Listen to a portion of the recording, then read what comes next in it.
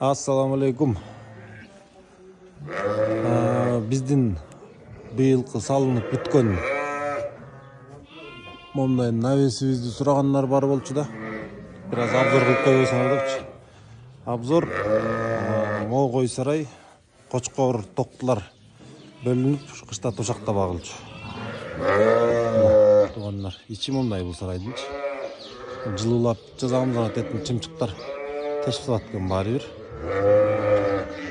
Бияка азыр тууп аткан койлор, козулары тең электе мына моолорго кирип атат бөлүктөргө. Ар жакта кочкорлор турат.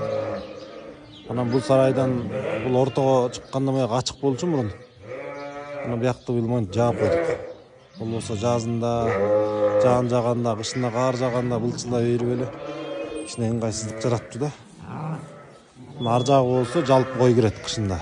Дагы ушундай узун сарай. Эки сарайды кошуп койдук да. Мындай кылып. Анан могул болсо, биягында болсо ошо жаңы тууган койлор кирет ар жагына. Могу ортого, эки ортого. Жаңы телчип аткандарчы, жаңы туугандар ошока кирет.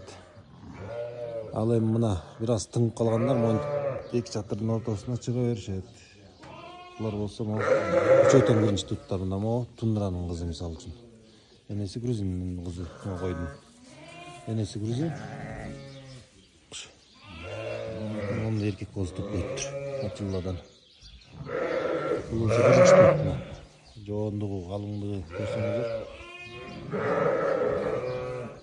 Ана моолдагы энеси Грузиндин кызы, атасы Сарыжан. Эгиз туп койду, биринчи туп, бирок аябай жакшы болгон. Бул дагы. Ана моол болсо энеси тажик, энеси тажик деген кандай? Энесинин энеси тажик. Чоң энеси таза тажичка. А мунун энеси ошо таза тажикадан түшкөн, атасы Арашан. Анан бул өзү болсо атасы Арашан, энеси болсо пол тажичка. Мындай беркиндей кызыл козун түшүрүп коюптур Атилладан. Мына колуту да жоон, ушундай селекция керек болчу да биздин жайыттарга, алыскы жайыттарга дагы. Ал эми аркы эки эгиз. Аркы болсо таза Арашан, Сарыжандын кызы, биринчи туп, эгиз туп коюптур, эне багып атат. Мына айырмалары мындай. Эркинин жүнү мыкты болот.